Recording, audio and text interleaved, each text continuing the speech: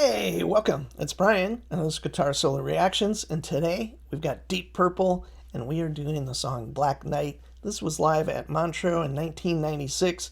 Features, of course, basically most of the original band, or, well, kind of the original band, probably Mark III version, and that would be Ian Gillan, the amazing John Lord, of course, the amazing Ian Pace, and then Roger Glover on bass, and Steve Morse, who just recently stepped down from the band, or maybe it's been a year or two.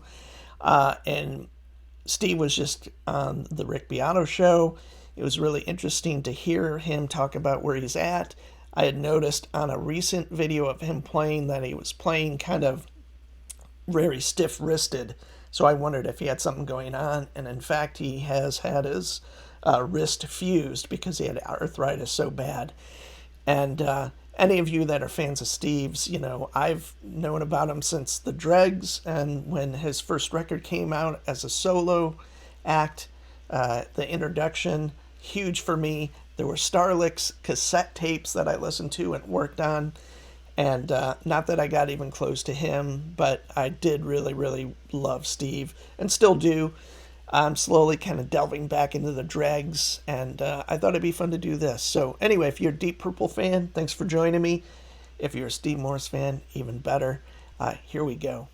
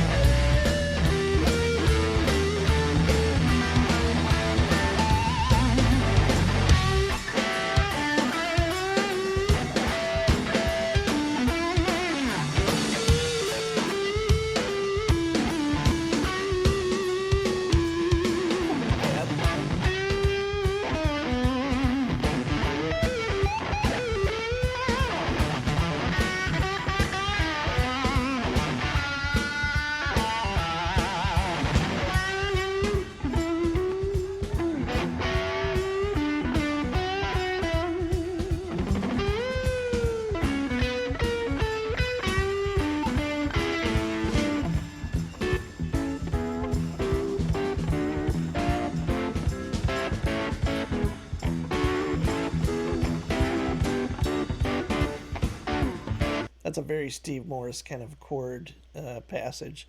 Uh, cool, great guitar tone. I don't think he's used an angle yet. I don't know exactly, but cool, kind of a bluesier version.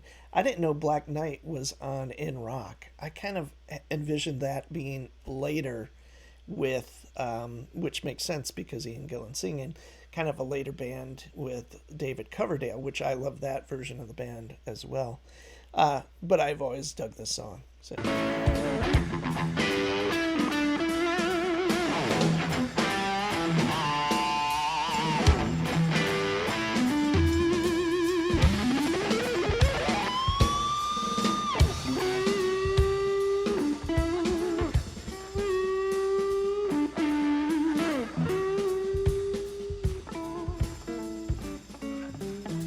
Nice.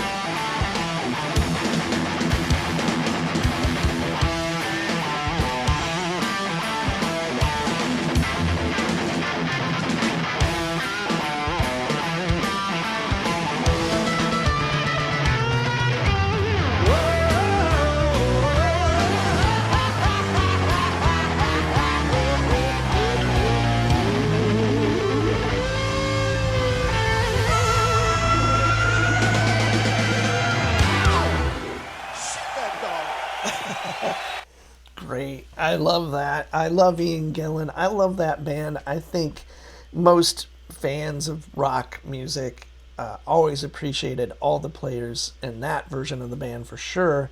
And Ian Pace being highly always talked about, but obviously pretty underrated as far as drummers go. And he's still playing, and he's got to be. All of them are in their 70s. John Lord unfortunately passed away, and he was a monster.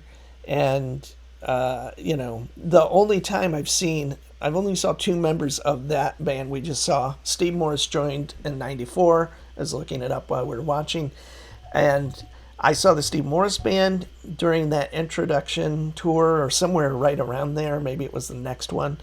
That was really great. And I only saw Ian Gillan, the second member of this band, one time, and that was with Black Sabbath during the Born Again tour. And I love that record. I love Ian Gillan. He's probably one of my favorite rock singers. And Deep Purple, kind of have a love-hate relationship with. Like the songs I love, I really love. I love Made in Japan. I love Stormbringer, that album. In rock, I don't think I've listened to that much. That whole era, it's been a long time since I've listened to a lot of that stuff.